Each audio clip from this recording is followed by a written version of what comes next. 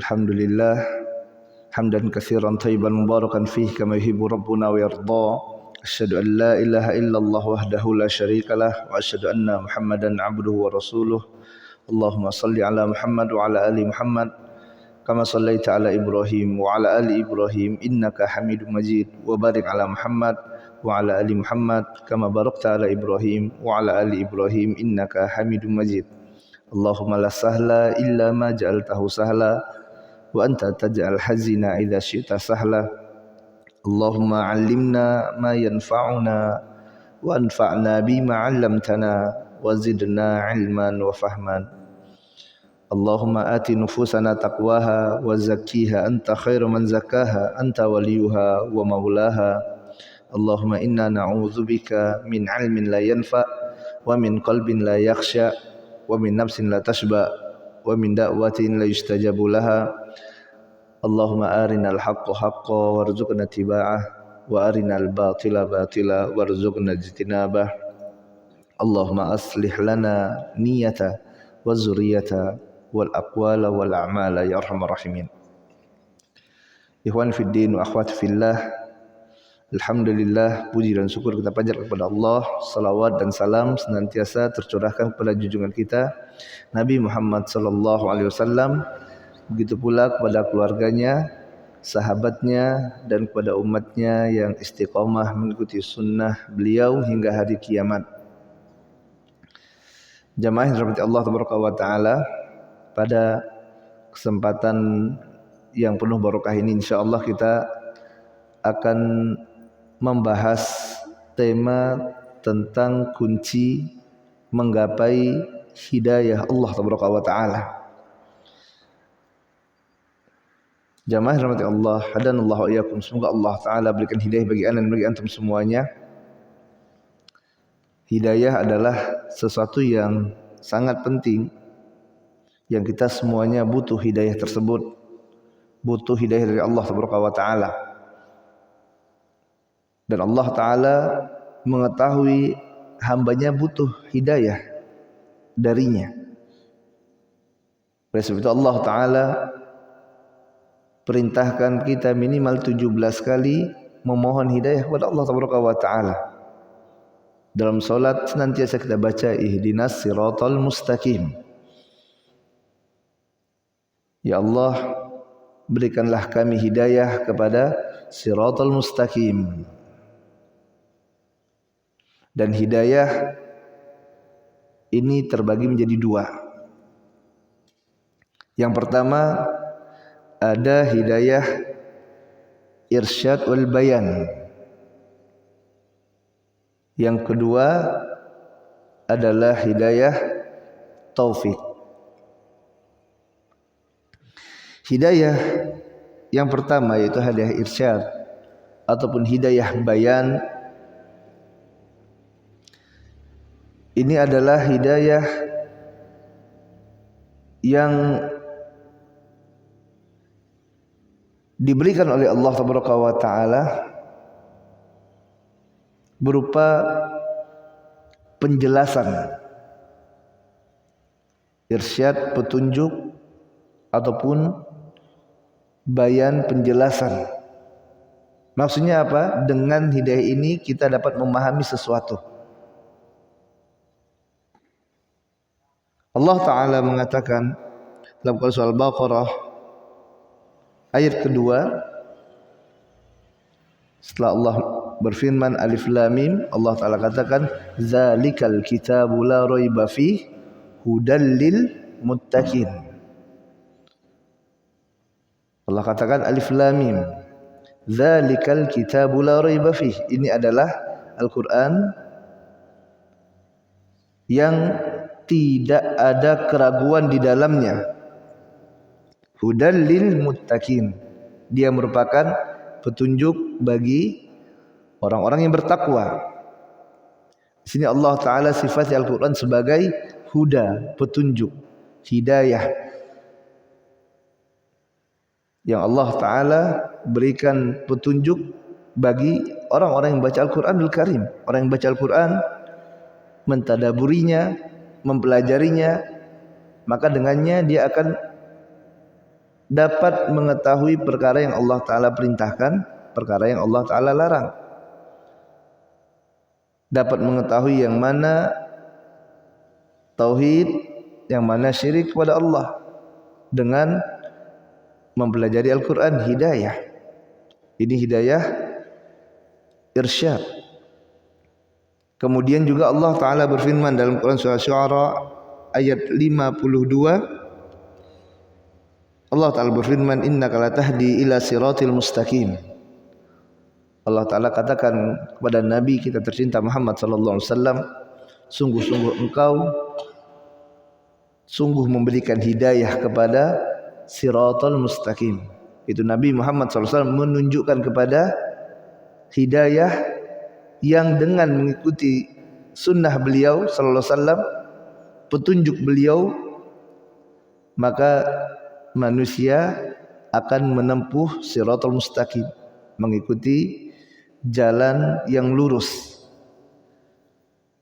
Maka hidayah bayan wal irsyad ini jamaah rahmati Allah taala, hadanallahu iyyakum. Hidayah ini bisa datang dari Al-Qur'anul Karim, bisa juga dari Nabi Muhammad sallallahu alaihi wasallam, atau bisa dari yang lainnya. Hidayah irsyad wal bayan, petunjuk. Suatu seorang mengabarkan kepada kita salat itu hukumnya wajib. Ini hidayah ini. Hidayah apa? Hidayah irsyad wal bayan. Dengannya kita mengetahui, oh ini hukum salat wajib. Oh ini hukum jual beli dengan riba haram. Oh ini ghish dalam jual beli haram. Goror tidak boleh. Ini namanya hidayah irsyad wal bayan. Kemudian yang kedua adalah hidayah taufik. Adapun hidayah taufik ini hanya datang dari Allah Ta'ala saja, tidak dari yang lainnya. Tidak ada satu makhluk yang dapat memberikan taufik kepada manusia. Makanya Allah Ta'ala katakan dalam Quran surah Qasas ayat 56, innaka la tahdi man ahbabta walakinnallaha yahdi man yasha. Allah katakan kepada Nabi Muhammad sallallahu alaihi wasallam, sayyidu bani Adam. Nabi Muhammad sallallahu alaihi wasallam adalah pemimpinnya anak Adam, manusia terbaik, nabi yang terbaik, dai yang terbaik, Nabi Muhammad sallallahu alaihi wasallam. Tidak ada lagi penyeru ataupun guru yang lebih baik dari Nabi Muhammad sallallahu alaihi wasallam. Akan tapi Allah Taala katakan kepada Nabi Muhammad sallallahu alaihi wasallam, innaka la tahdi man ahbabta, wahai Muhammad, engkau tidak bisa memberikan hidayah kepada orang yang engkau cintai.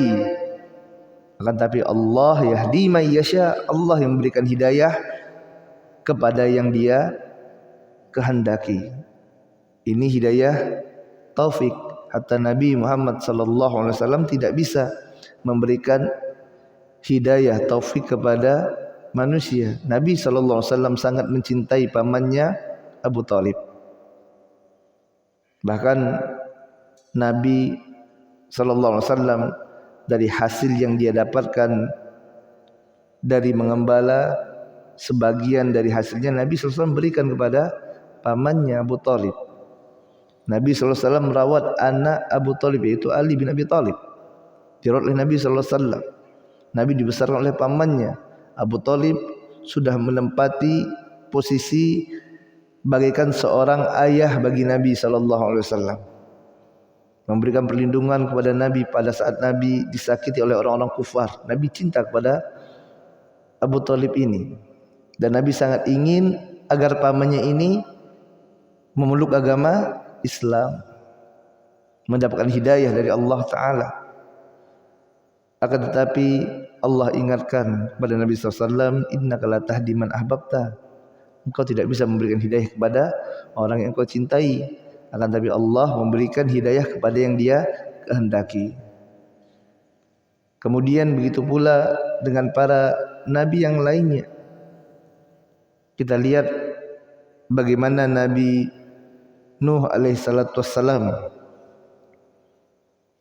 yang berdakwah siang dan malam. Allah Ta'ala katakan, qala rabbi inni da'autu qaumi lailan wa nahara falam yazidhum du'ai illa firara. Nabi Nuh ulul azmi min rusul mengatakan, wahai Rabbku, aku telah dakwah kepada kaumku siang dan malam. Siang malam Nabi Nuh alaihissalam berdakwah kepada kaumnya. Siang malam, jamaah rahmati Allah taala. Tidak lelah-lelahnya Nabi Nuh. Berapa tahun Nabi Nuh dakwah? 950 tahun kata para ulama. 950 tahun dakwah siang dan malam. Berapa banyak orang yang ikut dakwah Nabi Nuh? Ya tidak lebih dari satu kapal saja gitu ya. Bahkan istri Nabi Nuh ya tidak menerima dakwah dari beliau alaihi salatu wassalam. Anaknya juga seperti itu, Kan'an, mendustakan dakwah ayahandanya sendiri, bapaknya sendiri. Padahal tentu Nabi Nuh alaihissalatu wassalam sangat ingin istri dan anak yang dia cintai ini mendapatkan hidayah. Akan tapi hidayah, taufik di tangan Allah Taala. Sehebat apapun seorang berdakwah, sepintar apapun dia, maka hidayah taufik hanya datang dari Allah Taala. Dan Allah berikan kepada yang dia kehendaki. Dan kita lihat bagaimana Salman Al-Farisi radhiyallahu ta'ala anhu, salah seorang sahabat yang agung, sahabat yang mulia, yang berasal dari negeri Persia, jauh dari kota Madinah. Tapi Salman sangat termotivasi ingin menggapai hidayah dari Allah Taala. Salman datangi dari satu pendeta ke pendeta yang lainnya, datangi lagi ke pendeta yang lainnya, menanyakan tentang jalan kebenaran, sampai akhirnya Salman pun dijadikan budak. Hingga akhirnya dalam perjalanannya Salman Al-Farisi radhiyallahu ta'ala anhu ditemukan Allah Ta'ala dengan Nabi Muhammad sallallahu alaihi wasallam, dan Salman Al-Farisi yang berasal dari Persia mendapatkan dakwah, menerima dakwah Islam dan masuk dalam agama Islam, dan baik islamannya. Kita lihat bagaimana Asiyah istri Fir'aun hidup di bawah naungan seseorang yang mengatakan ana rabbukumul a'la. Dia katakan dirinya adalah Tuhan, Fir'aun. Akan tapi istrinya malah beriman kepada Allah, mendapatkan hidayah taufik dari Allah Taala. Ini jamaah dari Allah Taala adalah hidayah taufik.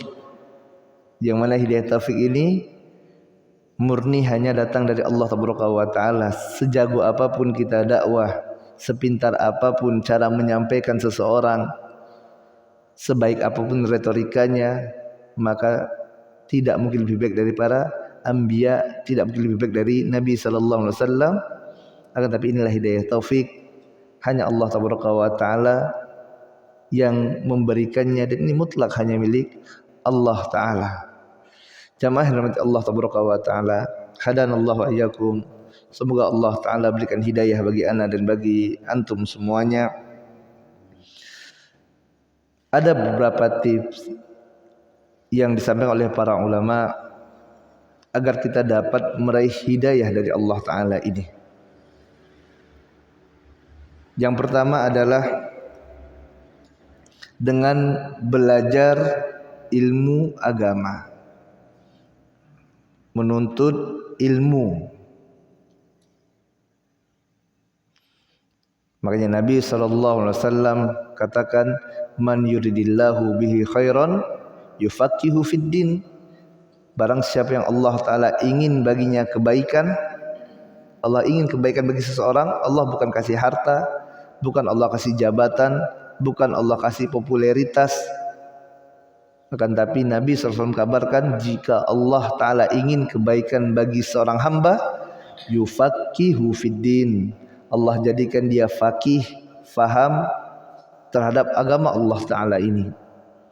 Dan tidak ada jalan seorang bisa faqih dalam agama kecuali dengan belajar agama, menuntut ilmu agama. Kemudian dalam hadis yang lainnya Nabi SAW mengabarkan, man salaka tariqan yaltamisu fihi ilman salallahu tariqan ilal jannah. Barang siapa yang menempuh jalan dalam menuntut ilmu, maka Allah akan mudahkan jalan baginya untuk masuk ke dalam surga. Ya, ini kunci utama.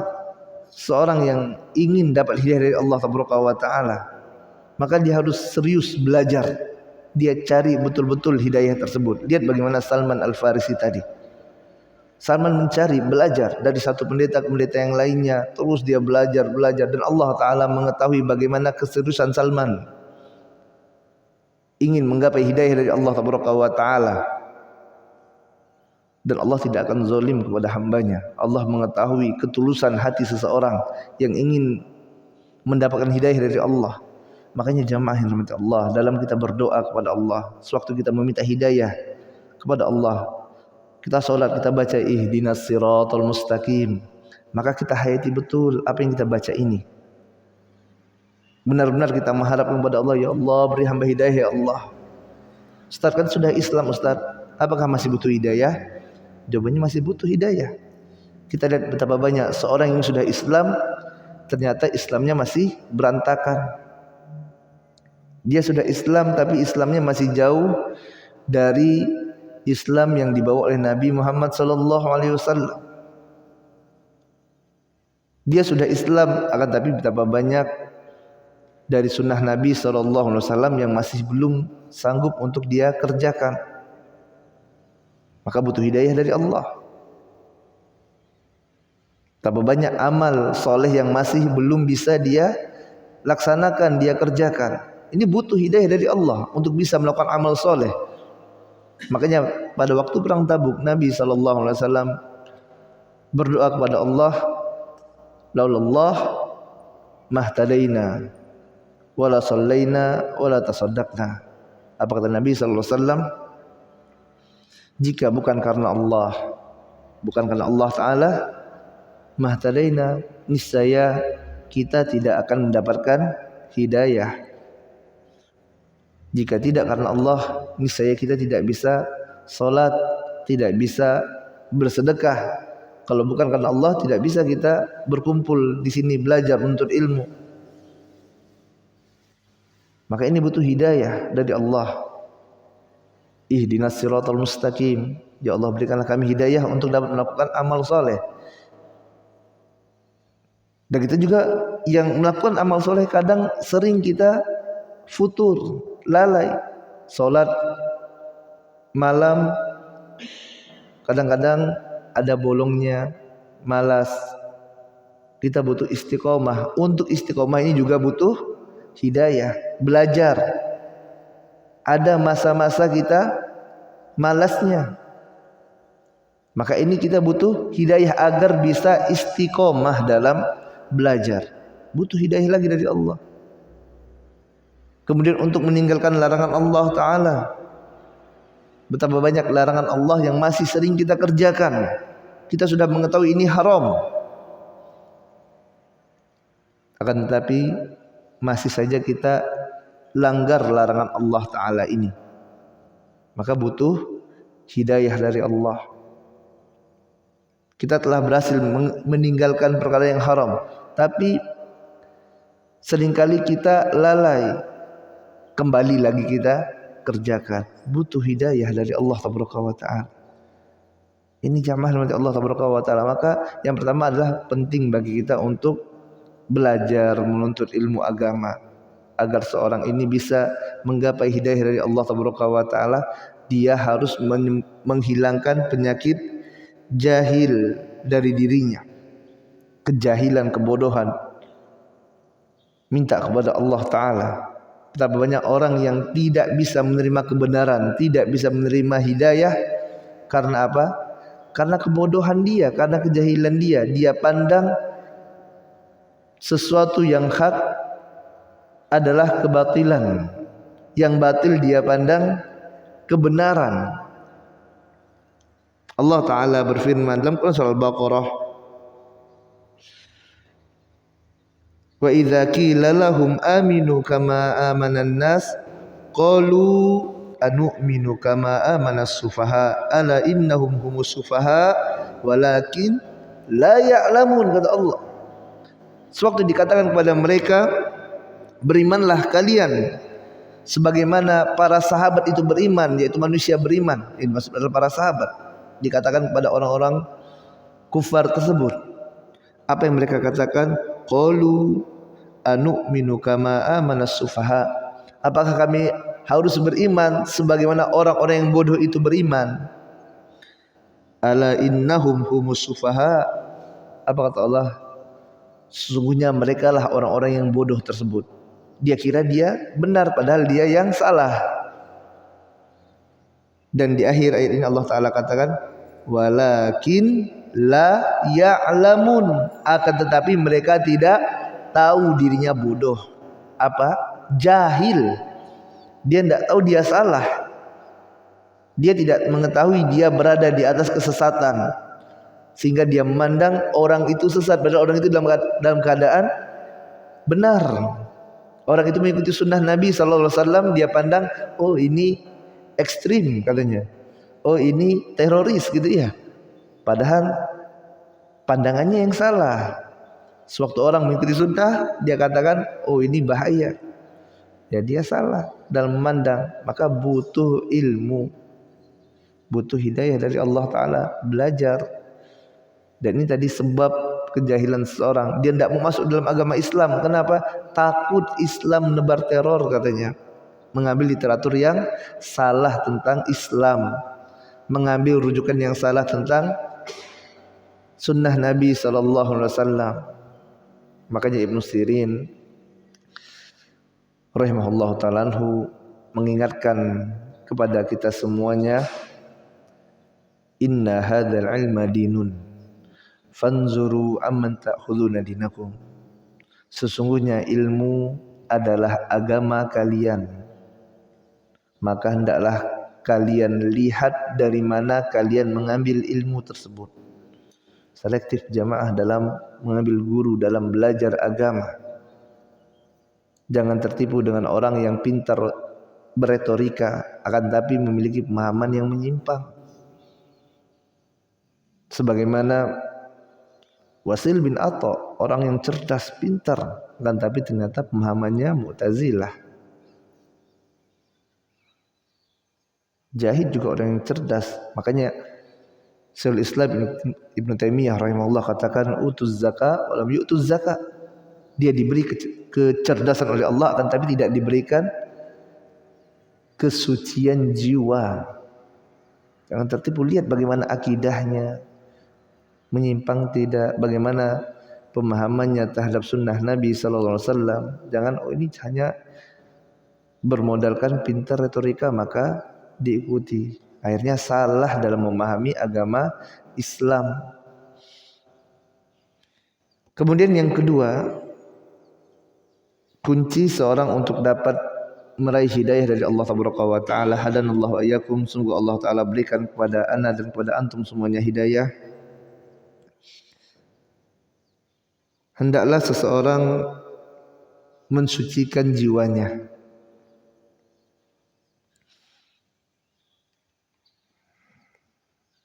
Jiwa jamaah rahmat Allah Ta'ala pada dasarnya senantiasa ingin mengajak manusia kepada keburukan. Oleh sebab itu Allah Ta'ala katakan, innan nafsa la'ammaratun bisu' illa ma rahima rabbi. Sesungguhnya nafsu ini senantiasa memerintahkan kepada keburukan, kecuali yang dirahmati oleh Allah Taala. Nabi SAW juga katakan, hujibatin nar bisyahwat wa hujibatil jannah bil makarih. Neraka itu dikelilingi oleh perkara-perkara yang dicintai oleh syahwat manusia, dan surga dikelilingi oleh perkara-perkara yang dibenci oleh jiwa. Maka kuncinya jamaah rahmati Allah taala, hadanallahu wa iyyakum, semoga Allah taala berikan hidayah bagi ana dan bagi antum semuanya. Seseorang harus mensucikan jiwanya, menundukkan hawa nafsunya. Ibnu Qayyim rahimahullah taala mengatakan manusia memiliki dua musuh. Ada adu dakhili dan ada aduul khariji. Musuh yang dari luar, khariji ini adalah syaitan laknatullah, ya iblis dan bala tentaranya. Ini musuh yang dari luar. Adapun musuh yang dari dalam adalah apa? Adalah jiwa yang mengajak kepada keburukan ini.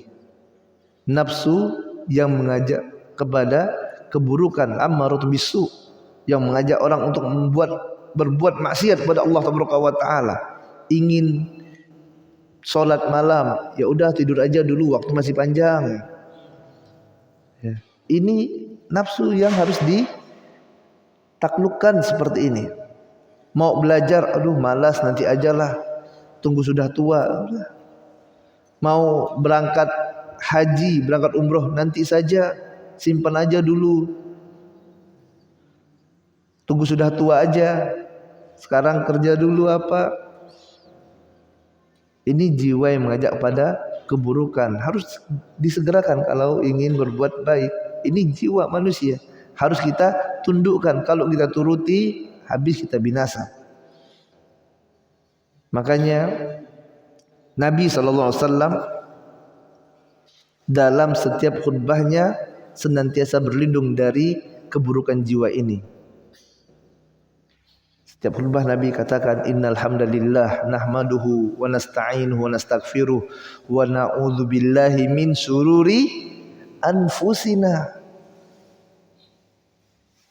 Nabi SAW ini manusia yang terbaik, berlindung dari keburukan jiwa pada zikir pagi dan sore. Diajarkan juga oleh Nabi SAW untuk berlindung min syarri nafsi wa min syarri syaitani wa syirki, berlindung pada Allah taala terhadap keburukan jiwa, syaitan dan kesyirikan, berlindung dari keburukan jiwa. Ini yang kedua, seorang harus mensucikan jiwanya, menjadikan jiwa ini jiwa yang tenang, mutmainnah, tenang dengan ketaatan kepada Allah taala, harus melawan, menundukkan hawa nafsunya. Jika dia tidak tundukkan hawa nafsunya, maka dia tidak akan mendapatkan hidayah dari Allah taala. Sewaktu disampaikan kebenaran, dia akan menolaknya. Kenapa? Hawa nafsu yang dia ikuti. Kemudian yang ketiga, kunci mendapatkan hidayah dari Allah taala adalah meninggalkan penyakit hasad dan sombong. Ini adalah penyakit yang berbahaya, jamaah rahmat Allah taala. Orang Yahudi, apa yang menyebabkan mereka tidak mau menerima dakwah Nabi Muhammad SAW? Apakah mereka tidak mengetahui Muhammad SAW itu adalah Nabi utusan Allah? Mereka tahu Muhammad SAW adalah Nabi terakhir yang selama ini mereka tunggu. Bahkan mereka tahu betul karakter Nabi tersebut. Allah Ta'ala katakan, alladzina atainahumul kitab ya'rifunahu kama ya'rifuna abna'ahum. Orang-orang yang turunkan kepadanya Alkitab, yaitu orang Yahudi, ya'rifunahu kama ya'rifuna abna'ahum. Dia mengenal Nabi SAW sebagaimana dia mengenal anak-anaknya sendiri. Siapa orang tua yang tidak kenal anaknya, jamaah? Orang tua semuanya kenal, tahu anaknya. Oh, ini anak saya, tahu. Dari kecil dia yang besarkan sampai besar. Orang tua yang paling kenal anaknya. Dan Allah Ta'ala berikan perumpamaan tentang orang-orang Yahudi. Mereka kenal Nabi sallallahu alaihi wasallam sebagaimana mereka mengenal anak-anak mereka sendiri, tahu ini Nabi terakhir yang selama ini mereka tunggu, yang selama ini mereka ancamkan kepada orang-orang Ansor. Makanya ini Pak, kenapa orang-orang Yahudi itu mereka ramai kumpul di Madinah? Karena mereka tahu Nabi yang terakhir ini akan diturunkan Allah Taala, diutus oleh Allah Taala di tempat yang di sana banyak pohon kurmanya. Makanya mereka tidak kumpulnya di Mekah, tidak. Padahal di Mekah ada Ka'bah yang mulia. Mereka malah kumpulnya di Madinah. Mereka tahu dari kitab yang mereka baca, dari rohib-rohib mereka, oh nanti Nabi terakhir akan keluarnya di Madinah, akan datang ke Madinah, dia tunggu dan mereka ancam. Allah Ta'ala katakan walamma ja'ahum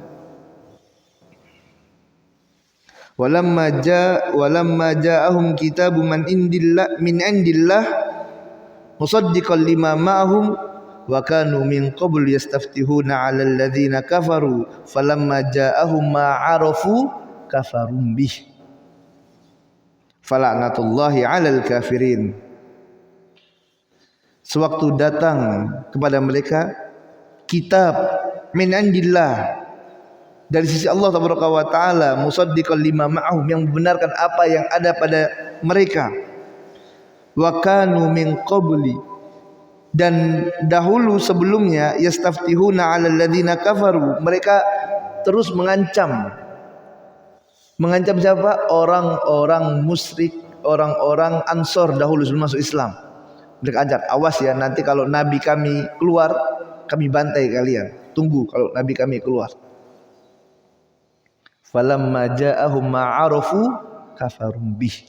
Akan tapi sewaktu Nabi ini keluar, itu Muhammad sallallahu alaihi wasallam telah keluar, dan ternyata Pak, Nabi ini bukan dari orang Yahudi. Mereka menunggu Nabi, mereka kira Nabi ini adalah dari Bani Israel gitu ya. Ternyata bukan dari Bani Israel, dari Bani Ismail.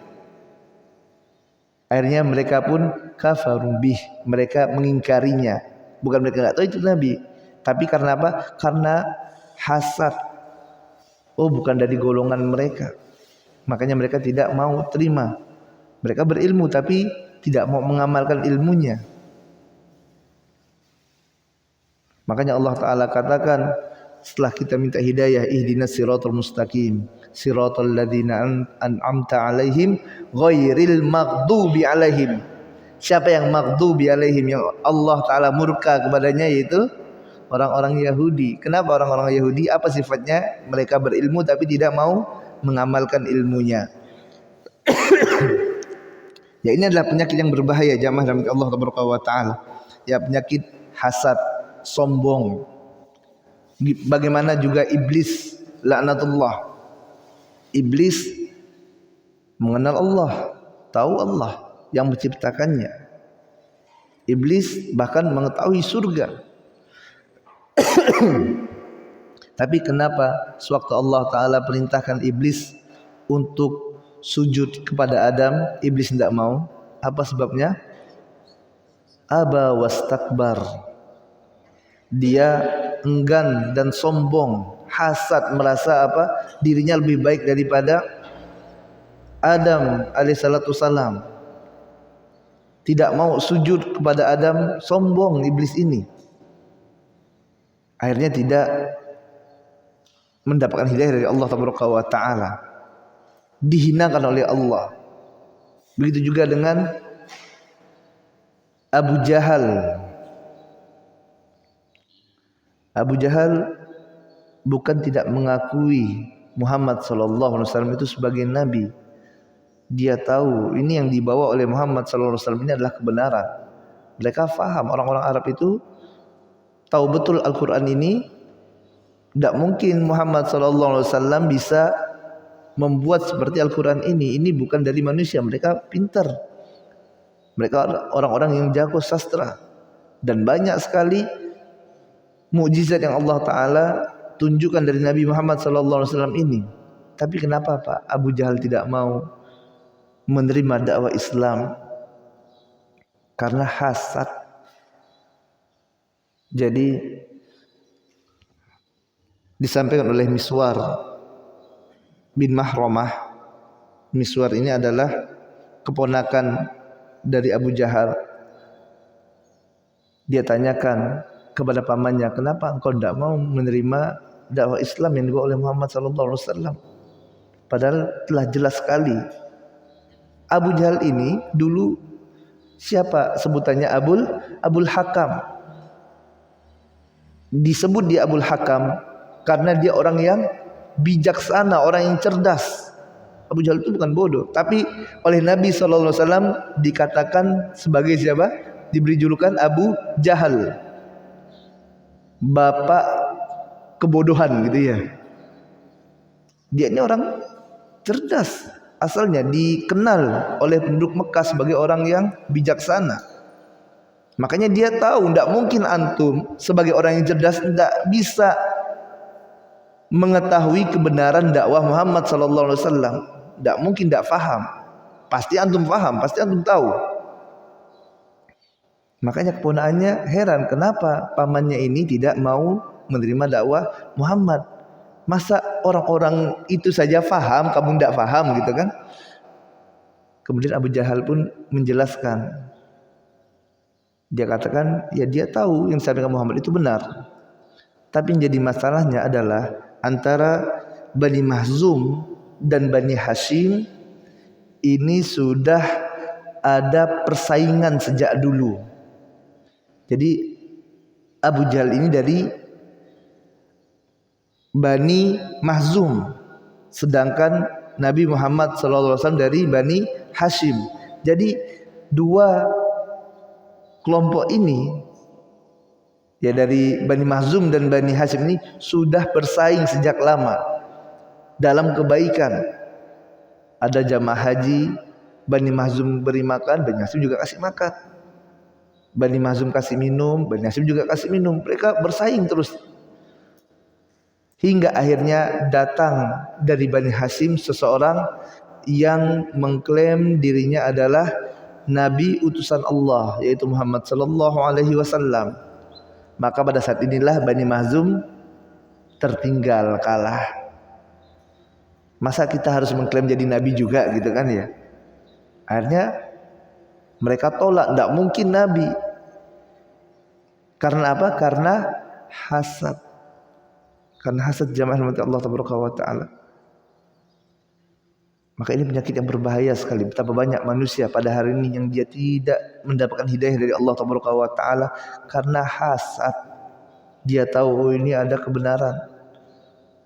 Ini adalah benar sunnah Nabi Sallallahu Alaihi Wasallam. Tapi dia tidak ikuti. Kenapa? Karena saingan.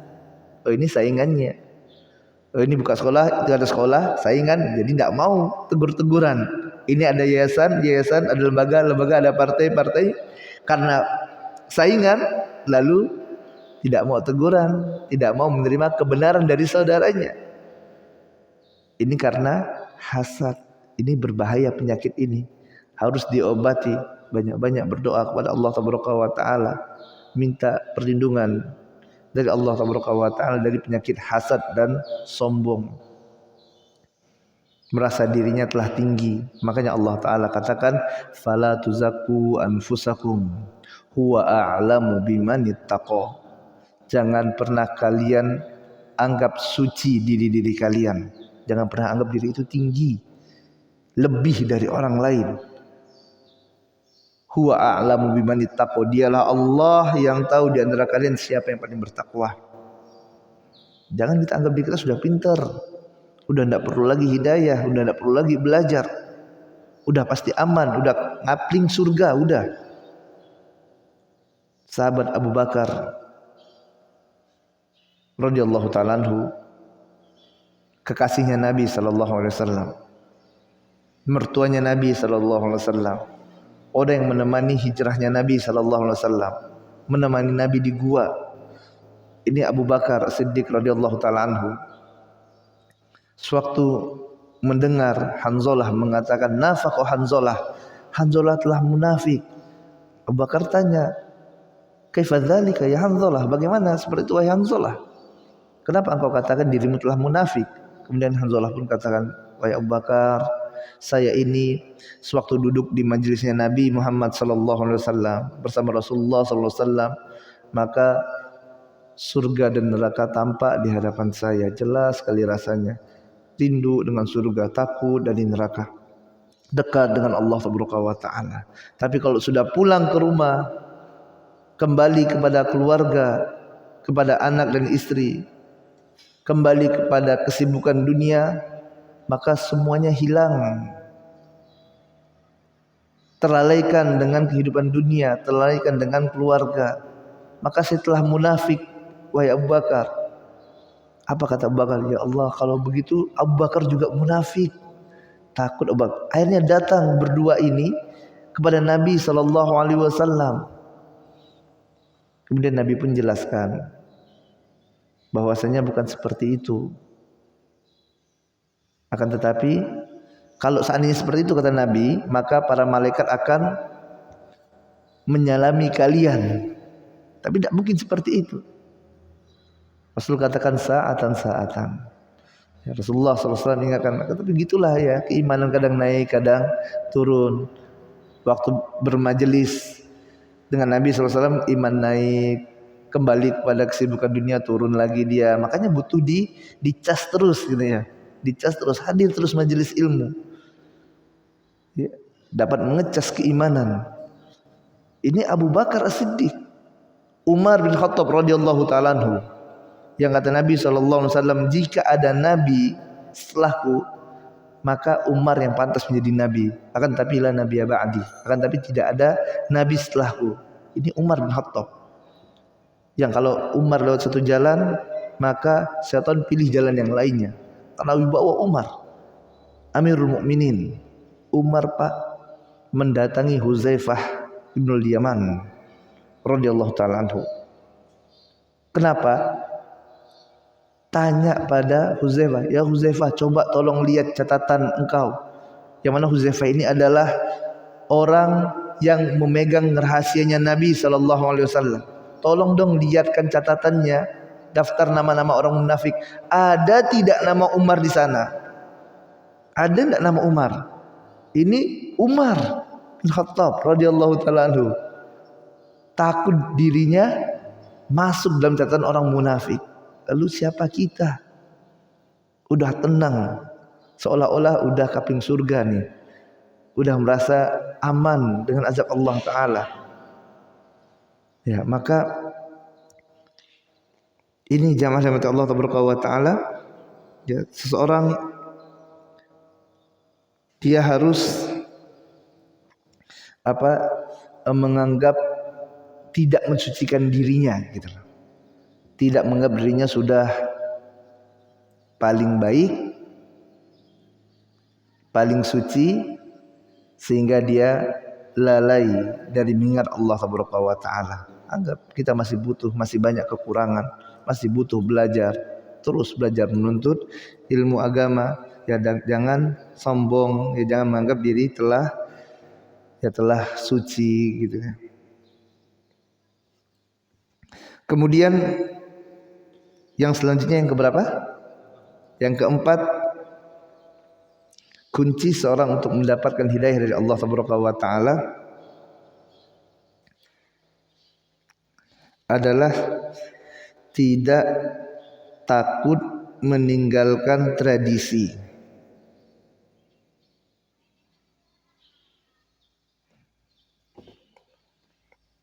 Al-Imam Ibnu Qayyim rahimahullah ta'ala mengatakan, di antara sebab seseorang tidak mendapatkan hidayah dari Allah adalah dia tidak berani meninggalkan tradisi yang menyimpang. Ada tradisi yang salah, maka terus diikuti. Ini sebab orang tidak dapat hidayah. Makanya Allah Ta'ala katakan, wa idza qila lahum ittabi'u ma anzalallah qalu bal nattabi'u ma alfaina alaihi aba'ana aw kana aba'uhum la ya'lam aw law kana aba'uhum la ya'qiluna syai'a wa la yahtadun. Apabila dikatakan kepada mereka, ikutilah apa yang diturunkan Allah Taala, ikutilah dalil petunjuk dari Allah Al-Qur'anul Karim ataupun sunnah Nabi sallallahu alaihi wasallam. Qalu, mereka katakan, bal nattabi'u ma alfaina alaihi aba'ana, tidak, akan tapi kami mengikuti apa yang kami dapati dari bapak-bapak kami terdahulu. Kalau ini dilakukan oleh orang-orang tua kami, nenek moyang kami, itulah yang kami ikuti. Walaupun bapak-bapak mereka itu tidak mengetahui sesuatu apapun dan tidak mendapatkan hidayah, kata Allah. Maka tradisi jamaah rahmati Allah Taala ini harus kita seleksi. Artinya agama Islam yang menseleksi tradisi, bukan tradisi yang menseleksi agama. Artinya bukan kita tidak boleh sama sekali untuk mengikuti tradisi, tidak boleh sama sekali mengikuti adat istiadat, tidak.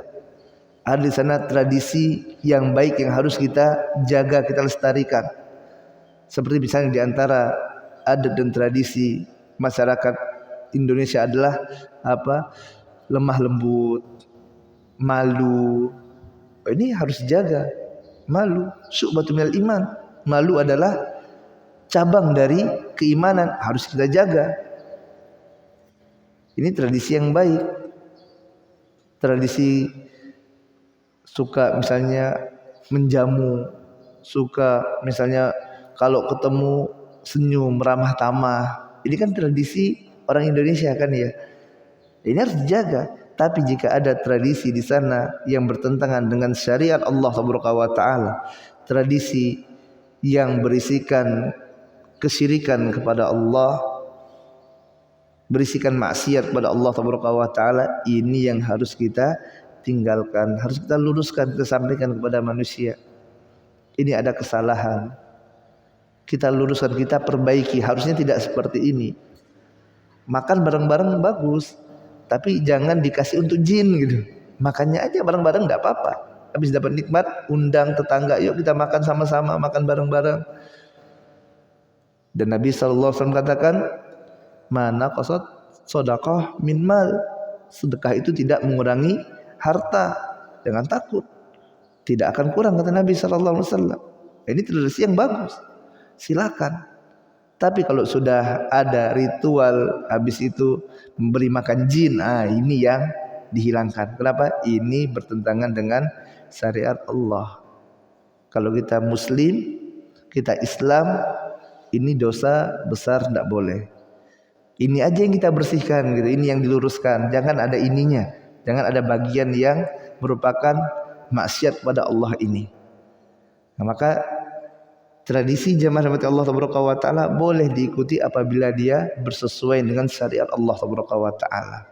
Dan di antara kunci seseorang bisa mendapatkan hidayah dari Allah Taala adalah dia pegang erat tali agama Allah Taala ini dan berani meninggalkan tradisi yang menyimpang.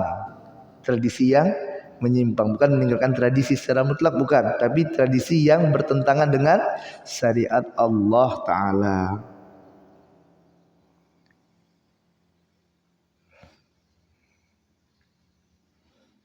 Kemudian yang terakhir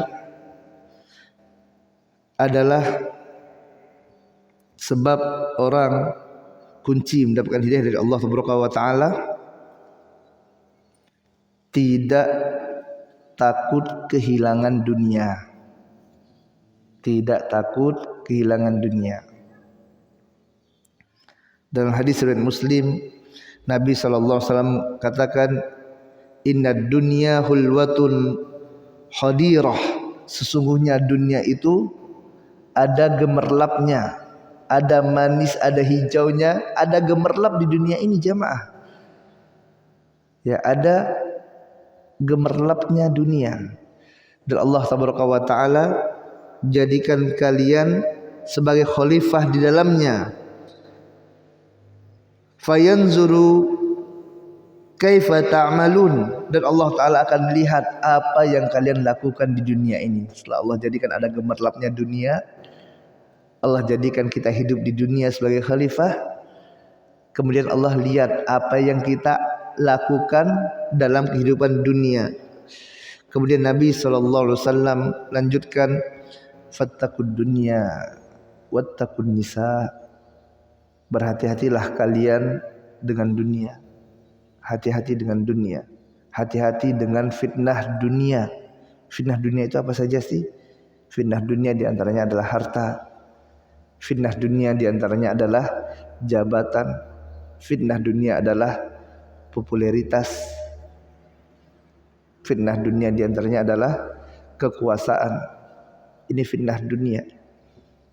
Sebagian manusia dia enggan menerima dakwah Islam.